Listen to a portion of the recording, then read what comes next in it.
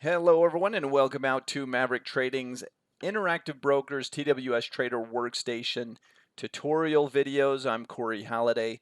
Today we've got a very fun class where we're going to explore the Volatility Lab. I think you're really going to enjoy this. Let's get right to it.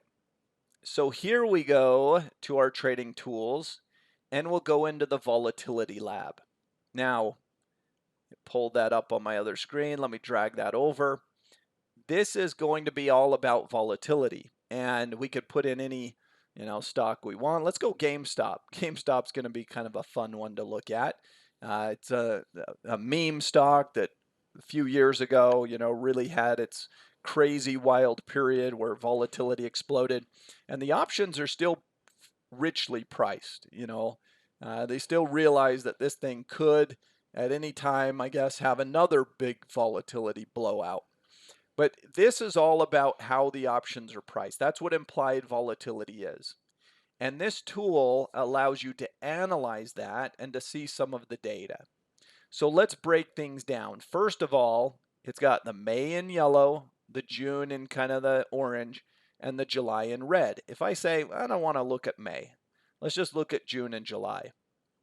Here's the implied volatility percentages, and you can see it's really sky high. Just to put things into perspective, a market average would be way lower. Like the SPY is going to be down below, like around 20, in the 20s, below 30. So you're talking about SPY in the 20s, and GameStop's implied volatility, its options are priced with hundreds in the implied volatility numbers. And then we can kind of break it down further and we could say, well, where's the biggest volatility priced in?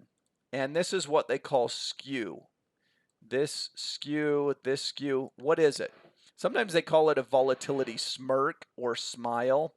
Basically, what happens is if I was to say to you, the stock is trading, at 117 per share, and tomorrow there's going to be a big news event and the stock's going to go crazy.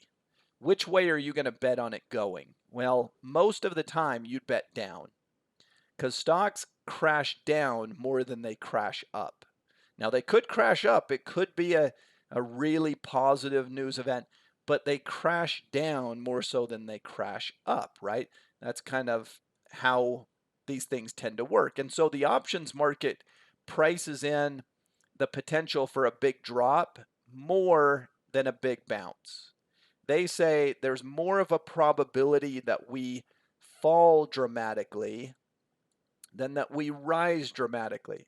You see the skew, see how it's skewed in its nature, the out of the money puts trade expensively compared to the out of the money calls. They're just more expensive that way. Down here at the bottom, you see the open interest. And let's add the Mays back in. Why not? Now you can see how many contracts are open, how many are trading at various strike prices, and you'll usually get the most action at the big numbers. So see the biggest one is right on the 100 strike, or over here on the 200 strike. This is probably the 150 strike price. That's normal behavior, that more options trade at big numbers. At a 150 strike, we'll get more action than a 148 strike price or something. The yellow is the amount of May contracts that are currently open and could expire or exercise or what have you at May expiration.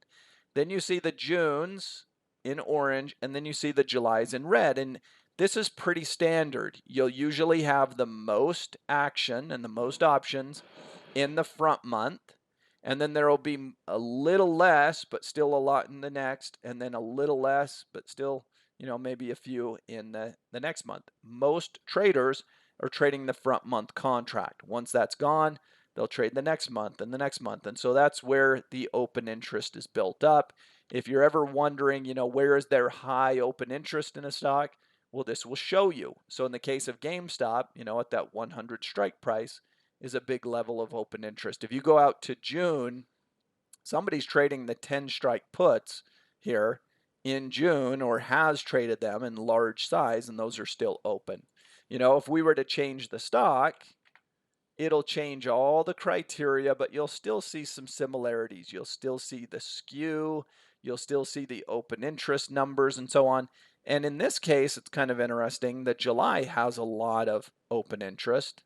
The Mays and June don't have as much for whatever reason. So that one's a little bit odd.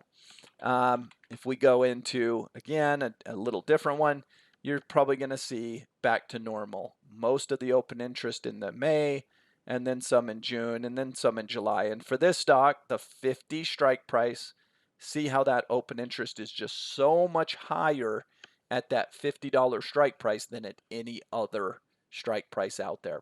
So that's the Volatility Lab. Kind of a cool tool to show you levels of open interest, where a lot of contracts are at, different skew, how the options are priced, and normally out of the money puts will be kind of expensive relative to everything else because that's the insurance that people buy. They buy out of the money puts to protect themselves against some big drop, some big kind of crash or something that way. So those are usually kind of bid up accordingly. Hope you enjoyed the Volatility Lab. So that's it for our TWS tools. Hope you've enjoyed this class. Everyone have a great rest of your day. On behalf of Maverick Trading, I'm Corey Halliday, and we will see you next time. Goodbye, everyone.